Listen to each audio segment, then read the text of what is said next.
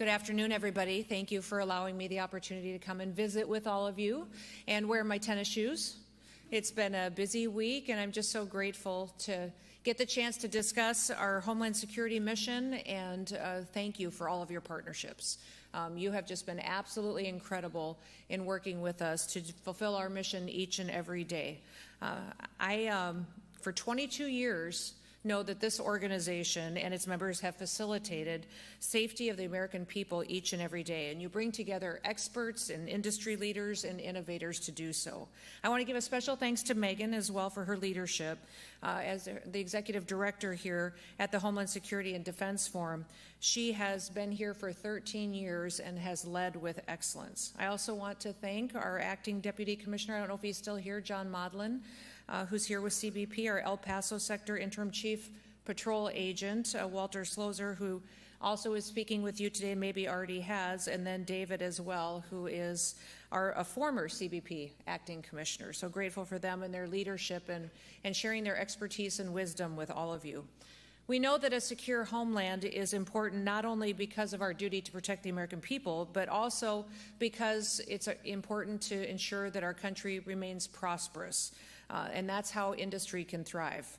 I know what it's like to run a business. I'm a farmer and rancher from South Dakota, which you probably know, but also ran several other businesses, including a restaurant, a hunting lodge, and different entities with my family over the years, had the opportunity to serve in Congress and then as governor before I had this position. But that experience all comes to play when it comes to making decisions not only on safety and security, but also how to do so in a way that's accountable to the American taxpayer. So what does the Trump administration under President Trump's leadership want? What do they want to do as far as building partnerships with all of you? What are our goals? And that is what I'm here to discuss with you today. The president wants a country where our citizens can live in peace, where business is booming and opportunity abounds for all of those who play by the rules and follow the law. Today, I'm happy to tell you that President Trump is indeed making America safe again. And I think all of you know that from what you see out on our streets and in our communities today. And he's setting records and breaking records in the process. When President Trump returned to office, one of our top priorities was getting the Department of Homeland Security back on track. As you know, in many situations, our law enforcement officers weren't allowed to do their jobs.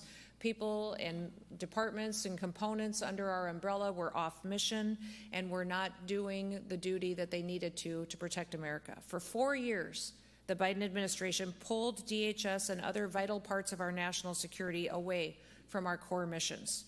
There's no clearer example than the disastrous open border policies that we saw perpetuated and the invasion which was facilitated by the administration. They brought crime and violence and unprecedented drugs to our communities. Terrorists flooded our country, and countless citizens of adversarial countries waltzed right over our border. Customs and Border Protection was prevented from doing its job, and worse, they were used many times to funnel aliens in as quick as possible. President Trump has put an end to that, delivering the most secure border in American history. In fact, we've just reached our 7th month of 0 illegal aliens released into our streets. Border crossings are down over 93% year over year. Meanwhile, we're removing illegal aliens who came in under the Biden administration. By the end of this year, 2.5 million illegal aliens will have left our country. That includes over 600,000 that were detained and deported, but 1.9 million virtually have left voluntarily through our communication efforts, through the efforts of facilitating plane tickets, and also $1,000 reimbursements for those who choose to go home voluntarily with the opportunity to come back the right way someday. We have seen an incredible amount of interest in fixing things that have been done wrong in the past. As a result, we have also deterred countless would-be border crossings from entering into our country. DHS, as you know, was founded after 9/11. It was founded to put all of the government agencies and components under one umbrella to fight terrorism and to protect the homeland, and that's exactly what we're doing under President Trump. From January to November of this year, ICE alone arrested and removed over 1,100 known or suspected terrorists that were on our terrorist watch list from January through November. And we're driving that number up every day. That is not counting the individuals that were arrested and encountered by other agencies or departments. President Trump has designated many cartels and gangs, other criminal groups such as foreign terrorist organizations, and designating them under that allows us to go after those killers with more tools than we've ever had before. Through our Homeland Security Task Forces, which I co-lead alongside our Attorney General Pam Bondi, DHS is working with other departments as well as our international partners and organizations to crack down on cartels and terrorists and other transnational criminal organizations. Since late August, the Homeland Security Task Force has seized more than 461 metric tons of drugs and millions of dollars in assets. Last weekend, CBP under the Homeland Security Task Force stopped nearly 6,000 pounds of meth from coming into the country from San Diego at a port of entry. And that bust would not have happened without the robust security that we have at the border. The bottom line is that we're driving the cartels out of business, and we're ending an industry that profits off of the deaths of millions of Americans. Fentanyl traffic across our border at the southern border is down 56%, and that means that fewer families will have to live with the pain of losing a loved one. We're taking the fight to make America safe again to our enemies, and we're going after them on the high seas as well. We know that our maritime borders need to be defended, and since January, the U.S. Coast Guard has seized enough cocaine to kill 177 million Americans. That's 2/3 of our country's population. By keeping criminals and terrorists and drugs out of our country, we're saving American lives, and we're sparing American families from the pain of illegal alien crime and the heartache of drug addiction and fentanyl poisoning. But we know that our threats are ever evolving, and that's why you're here, and that's why I'm grateful you made it a priority to be here today. We need the improved technology, the intelligence, and the expertise that you bring to the table to stay ahead of our enemies. Thanks to the big, beautiful bill, we have funding that we can make sure that the Department of Homeland Security has what we need to get equipped to prepare for the future. We focus on merit. We're ensuring that we get the best products so that we can keep the American people as safe as possible. And as a result of everything that we've been doing, Americans are getting back to work after years of illegal aliens taking their jobs and flooding our market and using those resources to support other entities besides American families. In the first 8 months of the Biden administration, 88% of new jobs went to foreign-born workers. In the same period under President Trump, 100% of American jobs went to American-born workers. Overall, that's more than 2.5 million Americans that went back into the workforce.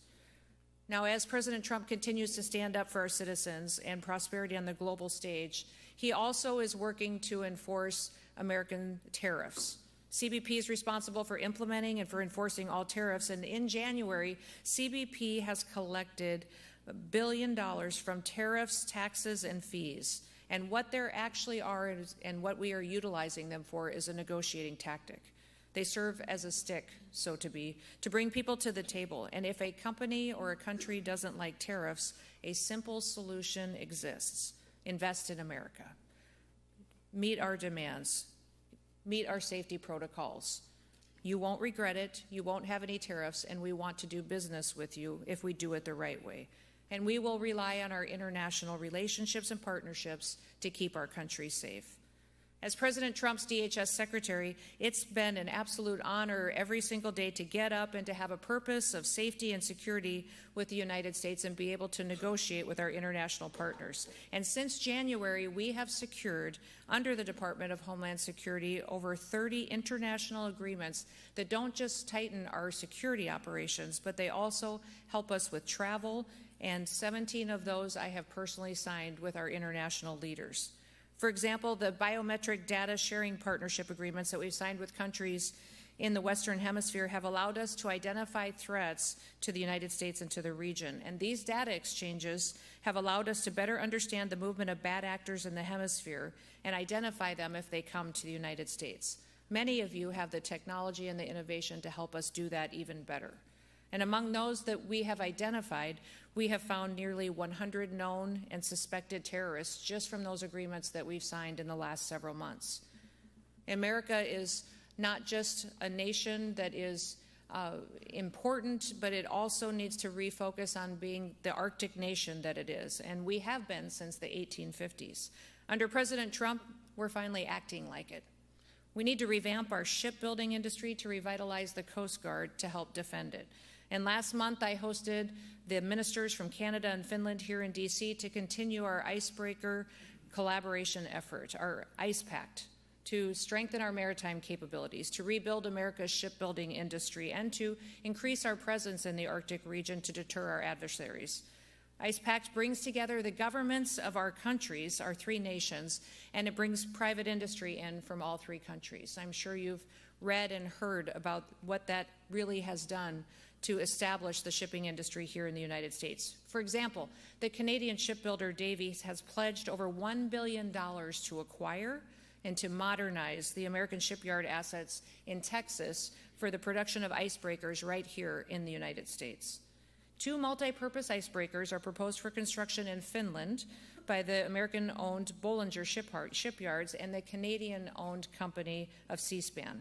And working with the Department of Labor, we've deployed millions of dollars in grant programs to create the International Shipbuilding Fellowship, which will fund opportunities for American workers to travel to Finland, to learn from them and their expertise, and to bring that skill set back here at home to deploy. We're doing all of that because the American people deserve the security, they deserve the prosperity, and the future that will come from it. And we need groups like you to make it happen. You are the innovators. You see the challenges that are coming and you help us tackle them with your expertise and your knowledge. You create the solutions that propel us forward, and you don't give up until you do. And that's really what the American spirit is. It's what drives us forward as a nation. We're all doers, and we always have been. As my dad raised us, he told us we don't complain about things, we fix them. And I want to thank you for being here today to help us do exactly that. That's exactly how our ancestors carved 13 colonies out of an unforgiving wilderness. It's how we tamed the Wild West, it's how we founded a nation, and it's how we landed on the moon. That spirit that built America is what made us great, and we need a lot more of it. What do we need from industry? We need your technology. We need your wisdom, your expertise. We need agility. We need you to be quick and fast and deploy. Under the Department of Homeland Security, I have personally reviewed over 9,000 contracts myself to ensure that they're not only the correct contracts we should be signing as far as deploying resources, but to do it quickly and be accountable to taxpayers. Know that when you work with us, that it will meet a need that we have to secure the homeland, but also that it will be something that is appropriate and correct, will be evaluated, and will be deployed at an efficiency to the taxpayer. We have saved over $13 billion at the department just by reviewing and renegotiating contracts, making sure that we're doing the right thing and stretching every single dollar as far as we can to take care of people and to keep them safe. We need your new solutions to meet the threats of tomorrow so that we can build an America where we can protect America and where we can uphold the principles and the law for which it was founded. If you care about all of that, and if you want to be a part of the team and continue to help us, gosh, that would be absolutely fantastic. We need you. We face more threats than we ever have before, not just from enemies that are here within our borders, but from those far beyond. Not just from individuals, but from groups, cartels, terrorists, and even other countries that wish to take America out. Our threats are great, but our people are even greater. And I want to thank you for all that you do to help us to achieve safety, but also hope and happiness here for our families that live here. So I just want to thank you all for being here, for what you do, for loving this country, and may God bless you for partnering with us in new ways each and every day. Have a wonderful afternoon. Thank you for giving me a few minutes to visit with all of you. And with that, I will yield back, but does anybody have any questions? I'll take a couple questions before I leave if you've got some. Yes, ma'am. Yep. We have a contract on your desk right now to review the We're in to negotiate a contract right here today. I love it. I want to know what we're going to do to improve and quickly put in place AI-enabled surveillance on our borders to improve the false alarm rate, which is very, very high right now and causing a lot of pain to the folks in the field who need this. Yeah, as you know, we had a plan under Trump 45 to build the wall, and the wall is not just an infrastructure of a primary wall. There's a secondary wall and the technology and surveillance equipment that actually goes with it as well. And as we do that, and this is the largest project that's ever been undertaken, I believe, in the world, to build an infrastructure project of this magnitude. And having the right technology to tell us when there is a threat at that border is important, but also we need to know when it's not a threat and it's something else. So your contract, I don't know the specific one, but I will go look at it. It's not on my desk yet because I just cleared my desk this afternoon. But I will. But that is one thing that we need, is not just technology, but technology that's reliable, that gives us the correct information we need to keep people safe. So we have already done the many contracts to deploy and building of the border, but we are going to continue to allocate those. I think we have put those out faster from the OB3 funding than ever done before as far as the contracting process has gone, but we'll continue to ensure that those systems get installed and online as soon as possible. What else? She shut it down, didn't she? With the yes, sir. Last one, and then I better let you get back to business. Ma'am, not a question, but I'm not going to speak for everybody here, but for me, just want to say keep it up. Oh, thank you. I appreciate it. I appreciate it. Well, God bless you. You have a wonderful day. Thank you, everybody.